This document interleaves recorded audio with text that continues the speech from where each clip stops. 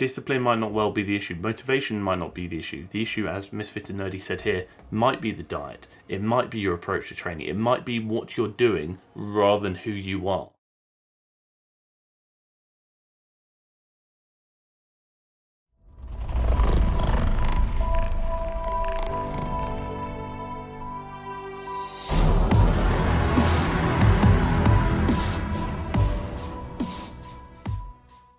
So basically, there's actually a bit of a situation occurring right now.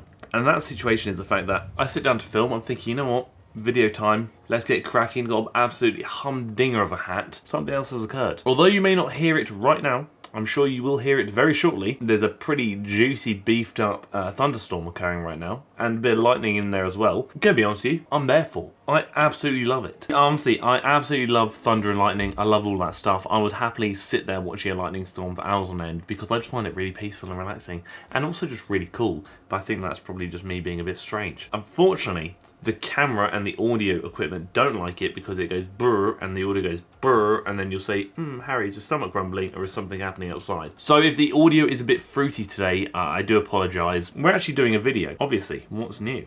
And we're going to talk about MissFitAndNerdy. She's actually recently produced a video, 6 habits to quit to get fit. What's holding you back from the body of your dreams? I haven't really done like a talk along video for a little while. I thought, you know, a great opportunity to do so because Melissa sent me this video and MissFitAndNerdy has actually come up a lot, either in the DMs or Discord, wherever it may be. And I figured what a great opportunity to do like almost, I'm gonna dip a toe into her content today, see what's occurring, and then maybe do more of a deeper dive and maybe do some exploring in the future. Before we do so, obviously, you know what must be done. The same thing that always has to be done. If at any point you decide you like the video, please let me know you like the video by dropping a like on the video. 1,300 likes in the first 24 hours is the goal. So if you could reach that, that'd be bloody stupendous. If you haven't already, please do consider clicking the red button down below and subscribing to the channel, and maybe even the bell next to it so you get notified when I upload every week, twice a week. And if you have a question you want me to answer at the end of the next video, please do consider dropping it down below in the comment section for comment question of the week, and I shall do so. The hat is, honestly, I'm feeling good about it, and I'm feeling good about the next one too. I know it's going to be uncomfortable, it's going to be itchy, probably going to be quite warm, but it's a small price to pay for salvation. Please somebody comment down below if you got the reference, because I don't want to waste it, because I really like stuff like that. Oh, wow. Oh, that sounded healthy, didn't it? Oh, this is very tight. Is my head actually that big? I've actually ripped it. I've actually fully ripped it. That's meant to be sewed together. I've actually fully ripped it. That's so unfortunate. Honestly, I might wear it all the time. I might sleep in this. If my barber's watching this, I'm just saying, could be on the cards. Basically, 6 habits to quit to get fit. I'm curious, and it'd be quite a nice video to go through because you said you got 6 sections we're going to cover. So basically, the premise of this video is MissFitAndNerdy is going to talk about things that she believes you should let go of to get fit and improve your life. We're going to give our opinions on that. So I'm going to kind of skip her intro here because I don't feel like we need to look at it. Thing number 1 that you should let go of is listening to diet dogma. When I say diet dogma, I mean the ideas that tend to surround the different diet camps. So whether it be carnivore dogma that vegetables are the devil, or vegan dogma that meat will kill you, or keto dogma that carbs are what make you fat. Basically any language about diet nutrition that's in absolutes. I think one of the kind of statements that kind of fall into the fitness realm is when someone asks you a question, the big answer is usually it depends, because there are so many factors and variables to consider before you can really give a definitive answer. All effective quote-unquote diets for weight loss purposes are usually effective because they share a core value, which is they help put you in a calorie deficit. So if you go to Weight Watchers, Slimming World, wherever it may be, and you feel I lost weight doing that, so it's a really effective diet, because it put you in a calorie deficit. How you achieve that calorie deficit is completely up to you, and it's on you. It's your choice. My eating habits are my eating habits, and they're things that I align with. Doesn't mean that you should, and that is, like I said, I track calories, I track macros, I don't cut anything out, I don't restrict anything. I eat for me and to fuel my goal, but that's just what works for me, and it doesn't necessarily mean that it'll work for you too. Again, it's all about just finding what aligns with your lifestyle, and also finding the eating approach or eating habit or eating whatever it may be that feels almost effortless for you, or as effortless as possible. The next thing that you gotta stop doing is doing the same thing over and over and expecting different results. I see this all the time with clients that come to me. They'll be like, Marissa, I'm struggling to lose this weight. I can't lose it. I've tried literally everything and nothing's working. But the framework of everything that they're trying is always the same. It's usually a relatively extreme amount of calorie restriction, sometimes combined with over-exercising, which is ultimately unsustainable, which leads to a perceived lack of willpower, which causes them to give up. It's actually not a bad point in the sense that essentially, if it's not broken, don't fix it. But if it's not working, something needs to change. What MissFitAndNerdy said there was actually quite a good point about the mention of sustainability. Sure, put yourself in a calorie deficit. I would never promote an aggressive calorie deficit because I don't think it's necessarily healthy, nor do I think it's sustainable. And this goes back to what I kind of always try and preach, which is the best diet, the best training program, the best whatever it may be for you is the one that you can remain most consistent with. Although an aggressive calorie deficit may help you reach your target weight goal in 6 weeks, if you can't stick to it, you're not going to reach that weight goal in 6 weeks. You're probably never going to reach it at all. But if you can find one that actually aligns with your lifestyle, one that you don't really find too much of a chore, and one that you can be consistent with, therefore is more sustainable, that helps you reach it in 12 weeks, that's probably the best one for you because it actually gets you to your goal, and that's the big thing. The fundamentals of weight loss, as we know, obviously calorie intake versus expenditure, but if the extent to your calorie deficit is too extreme and you can't stick with it, probably not going to reach your goals, and that's ultimately something that needs to change. So again, it's about identifying,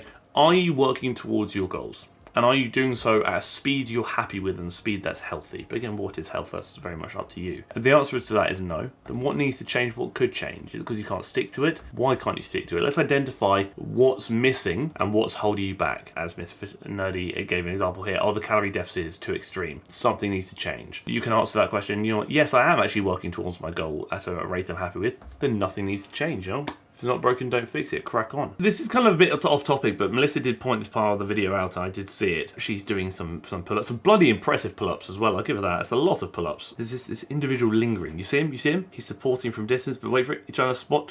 He's trying to spot. That's a no-go. That's a big no-go. She does go on to speak about how it is a no-go, and I completely agree, and I feel very sorry for her that this happened. I didn't want to ignore that bit of the video, despite it not necessarily aligning with the title of the video. I speak about this a lot, you know, consent. Not touching people in the gym without their consent. And I think the gym, for a lot of people, can be a particularly intimidating environment, unfortunately. And I will admit, in all honesty, for many years, and even to this day, sometimes, especially in new gyms, I do feel a bit intimidated. Because it's a new environment, I'm quite an anxious person. Doing something like this where she is going for a pull-up PR, it's not really a movement where failure could really result in mass risk of injury. So if you compare like failure pull-up versus failure bench press, where you're pinned on the bench with a bar in your chest and you can't really move, that's a bit different. If you are failure bench press, I say it's very acceptable to, if you are failing, not if they're struggling, but if you're failing and you have maybe failed, to come and help that bar off them. Very fair enough. If you're failure pull-up, or if you're struggling with a pull-up, do not intervene unless somebody has asked you to. Time and a place, you know. Thing number 3 that you need to quit to get more fit is letting hate drive your decisions rather than love. And I mean, in any context, even outside of health and fitness, operating from a place of hate and fear is generally not a productive way to make decisions. But in the context of fitness, operating from a place of hating your body and fear of food often results in making decisions that are a lot worse for you in the long run. I think it's a tricky one, but I think there is a fair meaning behind that, in the sense that operating from any place of like relatively intense emotion can skew our perception. So if I were in a really negative headspace, I would likely do things in a maybe a bit of an extreme manner that aren't necessarily great for me in the long run. Whereas if I were maybe or even almost in a hyper positive headspace, I might even do the same thing. Do you know what I mean? It's just managing emotions. And ultimately it comes down to balance, which I know is easier said than done. And also your why. Why are you doing what you're doing? Why do you want to achieve what you want to achieve? And is what you are doing helping you achieve what you want to achieve? Like I said, many times before, if you can't justify why you're doing something, should you really be doing it? The other thing is, can you remain consistent with whatever you're doing? If you've kind of forced yourself down a route that you don't want to pursue out of, unfortunately, hatred for your body perhaps, is your approach to that sustainable? And in a lot of cases the answer may well be no. But again, it's only not to be too hard on ourselves. I'm not saying that you're immediately going to love your body overnight, because it's not that easy. I'm not going to lie to you and pretend that it is. It's a journey, it's a process. But I say many times before, and I'm going to say it again, baby steps are still steps. Just wake up every day and say, you know what, I appreciate the fact that my body did this for me yesterday, and that this thing may have been, it took me to the gym, it set a pull-up PR, it helped me complete a day at work, it helped me complete a day at school, whatever it may be. Your body has done a lot for you, your body is going through a lot, you are going through a lot. And it's all too easy to be hard on yourself, especially if you don't feel like you are where you want to be right now. But at the end of the day, one of the enjoyments of fitness and just this journey is the fact that it is a journey. You may not be where you want to be right now, but are you a step closer than you were yesterday? Probably. Fantastic, that's exciting. Are you not a step closer than you were yesterday? Maybe it's just a bad day. If not, what can change? To me, it's just a learning curve. It's just exciting to see what's going to happen tomorrow and where you're going to end up. The next really common idea / misconception that you need to get rid of is the idea that living a fit and healthy lifestyle, being healthy, needs to be painful and it has to be difficult. Here's the thing, fitness should feel good. I preach this all the time. I probably sound like a broken record. Shock. Fitness is meant to enhance your life, not hinder it. If something is hindering your life, something needs to change. I think ultimately when it comes to like painful, it depends how you're defining pain in this sense. Emotional pain, physical pain, whatever it may be. But if you're doing something that you just feel is taking away from your life to whatever extent and is actually negatively impacting you, your physical health, your mental health, your social health, whatever it may be, then something needs to change. Again, if it's hindering you, you are likely not going to remain consistent with it. When you adopt fitness into your lifestyle, you adopt a fitness-based lifestyle, we'll say, to any regard, be that through running, resistance training, CrossFit, whatever it may be, yoga, Pilates, anything. You should do it because you want to do it and because it helps you achieve what you want to achieve. Even if that achievement is happiness, that's a goal and that's an achievement nonetheless. It doesn't always have to be a measurable goal such as weight loss, weight gain, PRs, whatever it may be. Just doing something to be happy, to move, to be healthier, it is still a fantastic goal, and that should not be painful for you, nor should that hinder you, nor should that harm you. I think so many people, unfortunately, especially in the world of social media, because like I say, it's a highlight reel and it's all about kind of looking the toughest online, or this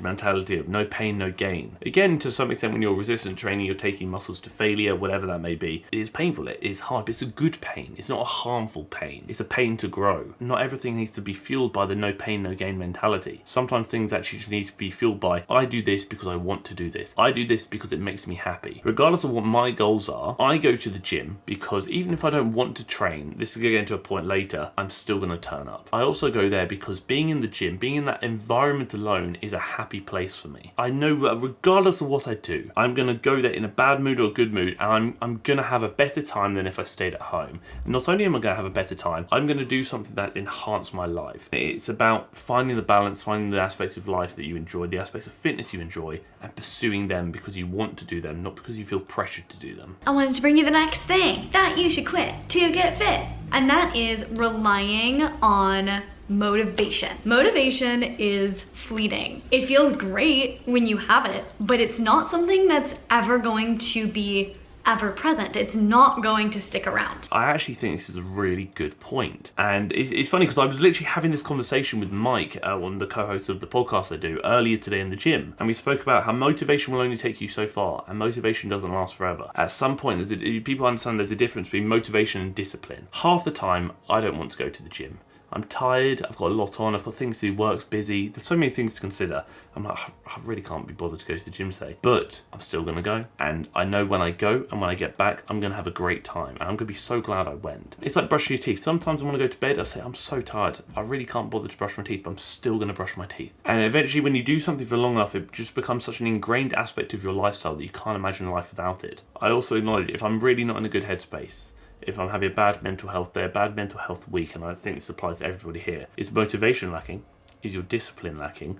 Or are you actually having a bad day? We all have bad days and we all have bad periods. It's fully acceptable to have those periods. Just because you aren't able to go to the gym or do what you wanted to do due to a bad period does not mean that you lack discipline or motivation.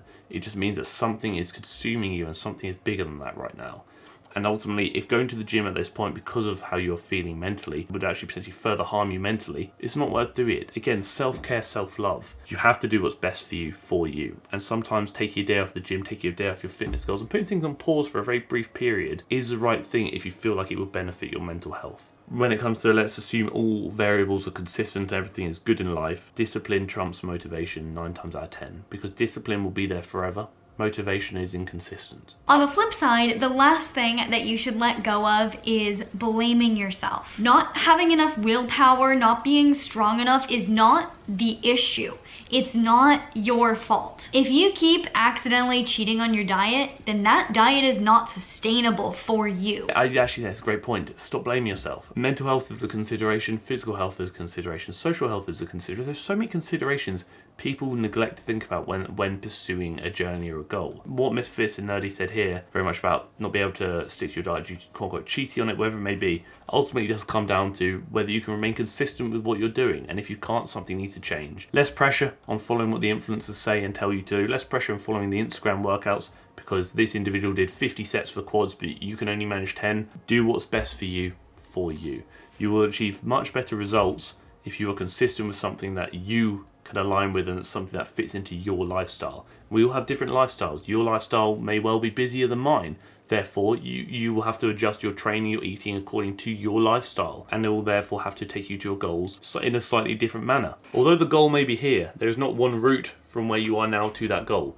There are countless routes getting you there. It's about finding the one that, again, best aligns with your journey. Discipline might not well be the issue. Motivation might not be the issue. The issue, as MissFitAndNerdy said here, might be the diet. It might be your approach to training. It might be what you're doing rather than who you are. If there's a common trend of you not being able to stick to your training plan because you find the volume is too intense or there's too much volume, in fact, then you have to say, well, you know what, that's not optimal for me. Although on paper it may well be optimal, it's not optimal for you, and that's a big difference. So therefore, if I can't remain consistent with it, something needs to change. I need to find something I can remain consistent with. But essentially that is it. That is my first look at MissFitAndNerdy. I have actually looked at a few of her videos here and there before. Although I wouldn't say anything she's stating is particularly groundbreaking, I do think there are some good messages in this video. I'm not discussing her other stuff as of yet, but I certainly will if there's demand for it. But I think a lot of the points that she mentioned were kind of quite good catalysts for conversation for me to expand on, maybe approach slightly differently. But now we must obviously crack on with comment question of the week, and we've got some more spicy training ones. I also want to acknowledge, Moose, I've seen your comment question. Austin has sent it to me. I have indeed seen it. I also need to look at your program tonight. Forgive me, I've been a bit slow. It's been a bit of a week where Moose essentially asked about how I would approach confronting past trauma. And the reason why I don't answer that in this video is because I want to spend a bit more time thinking about it, because I think it's a great question, it's a deep question, so I want to just really give it the attention it deserves, but also not feel like I'm rushing the question to fit into the kind of 2 minutes or so comment question of the week time allocation I usually stick to. It is saved, it is noted, sir. But the question I am going to ask today, which is a bit quicker, and I thought would be quite relevant because I speak about straps and bits and bobs quite a lot. I have a question about the mixed grip. I tend to use a regular grip for my first 1 or 2 sets, and then move to a mixed grip when my hands feel tired. Could I combat the issues with this grip by switching which hand turns around to make them even? So essentially what this individual is saying, could they basically combat any potential rotational issues they may be facing or development of imbalances by essentially swapping grips like so? In theory, yes, you can certainly do that. I think ultimately if there's an imbalance because you are like so, if you then balance out by going like so, it can certainly happen. But again, for most people, I would still say if you can, I would consider using straps because you don't want that grip to be a limiting factor. And I still try and tend to avoid mixed gripping on things like RDLs, etc., etc. The only time I'd ever really consider a mixed grip is if I was doing like a standard conventional sumo deadlift. Unless you're competing and your grip is essentially going to be a factor that needs to be considered where you aren't allowed to wear straps in competition, I would still try and strap up if you are able to. But yeah, that is it. That is the video. Like I said at the start of the video, if at any point you decided you like the video, please let me know you like the video by dropping a like on the video. 1,300 likes in the first 24 hours is the goal, so if we reach that, that'd be bloody stupendous. I would very much appreciate it. If you haven't already, please do consider clicking the red button down below and subscribing to the channel, and maybe even the bell next to it so you get notified when I upload every week, twice a week. And if you too have a question you want me to answer at the end of the next video, drop it down below for comment question of the week, and I shall do so. Thank you for tolerating me. Thank you for tolerating my bloody radical and gnarly, instead of gnarly, I'm going to say gnarly hairstyle, because I like it. I feel like I'm Kai from Beyblade. I used to love Beyblade as a kid. Probably still do, to be honest. Or maybe a character of Yu-Gi-Oh! Also love Yu-Gi-Oh! And thank you for tolerating the video.